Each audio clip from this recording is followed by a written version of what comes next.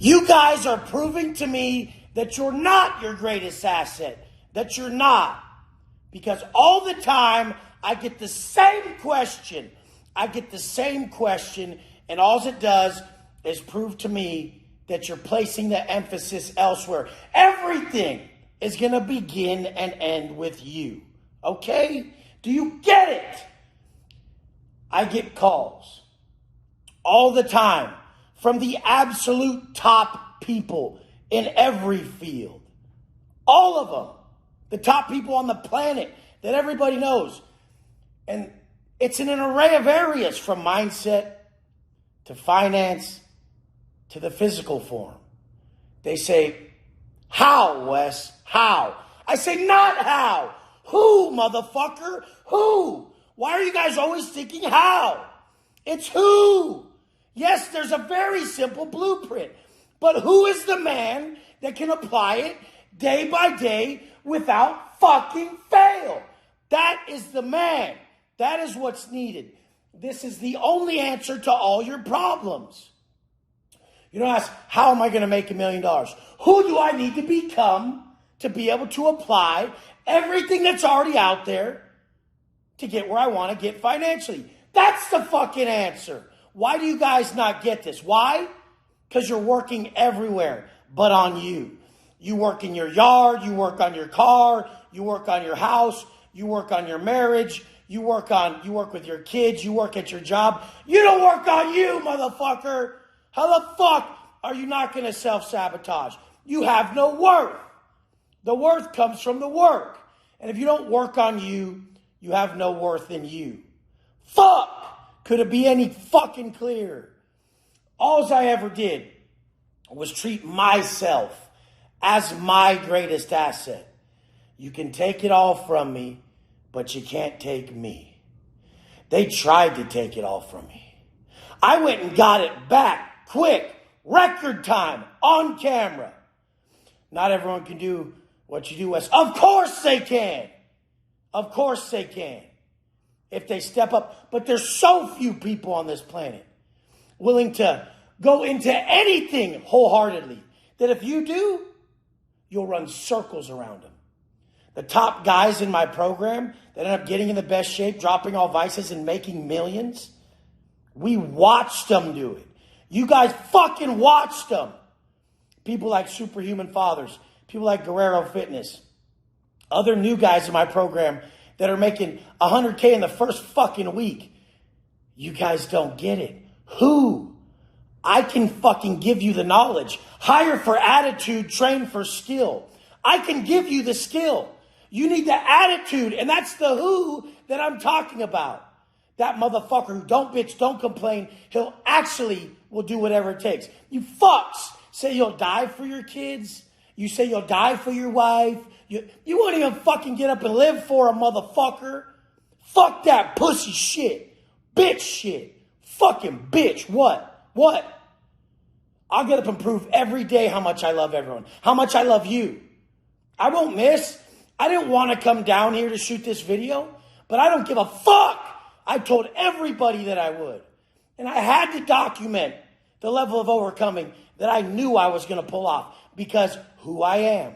Who, not how. Fuck. As I walked those days to the chow hall, to the prison yard, walking the track, I just knew. I knew I was unstoppable because I wasn't stopping myself.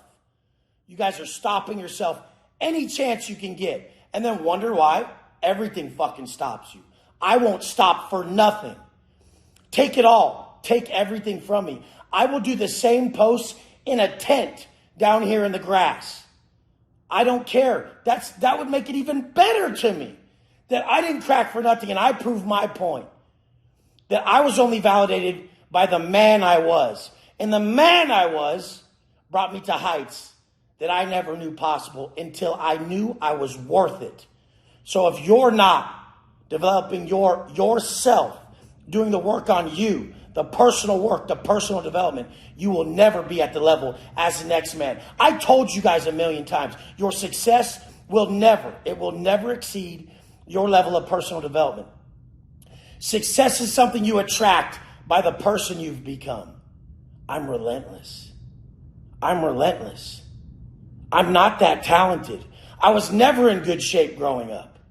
I'm relentless because I love everyone more than me.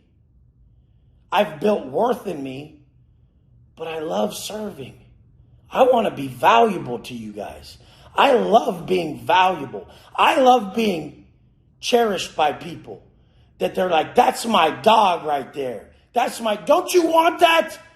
Don't you want your wife to say, that's my dude, look at that motherfucker? Don't you want your friends to say, yeah, I know Wes Watson, that's my boy? Or Dan Thomas, who the fuck? Yeah, I mean, Dan's kind of just making it. How do you want your people to fucking speak about you when you're 6 feet the fuck under? All these people post these posts about, nobody's going to remember you when you die. Of course they will. Of course they will. What the fuck are you talking about? Nobody's going to remember you as you die. I remember my great-grandma every day. She was such a savage. She would never take a day off. She was one of literally the first millionaire women in California. Born in 1914. They actually she sold the first condo in California. There was these things called Roberts Cottages in Oceanside. There were these little cottages. Back then, the whole cottage area would have just been sold as one complex. But she was like, they're not selling as one. No one's buying it as one. Let's sell them individually. She was the very first person to sell an actual condo, an actual single unit from a complex. The first person in California. Look it up. But she didn't leave us a bunch of money. By the time she left, it was maybe like $1 million spread amongst all the family members, to where my parents, one of the people, got like $30,000, you know? And my parents were struggling. That just paid for back bills and shit. But that's the thing. I didn't get money from her. I saw what someone would do each day. This lady was in her 80s, never stopping, picking up trash around the complex that loser younger people would just drop on the floor. And she would make her rounds. She had her system. She was always up before the sun, having her coffee. She was frugal as all hell. That's where we differ. She drove the oldest Mustang ever. Quit even driving. Her name was Wilma Stackage. It was my great-grandmother. And I remember when she died, I buried all my G.I. Joes and all my guys. And my family asked me, I was young, dude. I was literally like, I don't know, I was like 7 or 9 or something. And they asked me, why are you burying your guys? I told them I was done playing. I said, I see how this is. I'm done playing. By 11, I was on the corner clocking. By 13, I had more money than you do now. By 16, I walked in and bought a $50,000 truck cash. You guys, I was done playing once I saw that death was real and I needed to move fast. I love you guys. It's not how, motherfucker. It's who. The systems are all out there. But can you apply them? Let's go!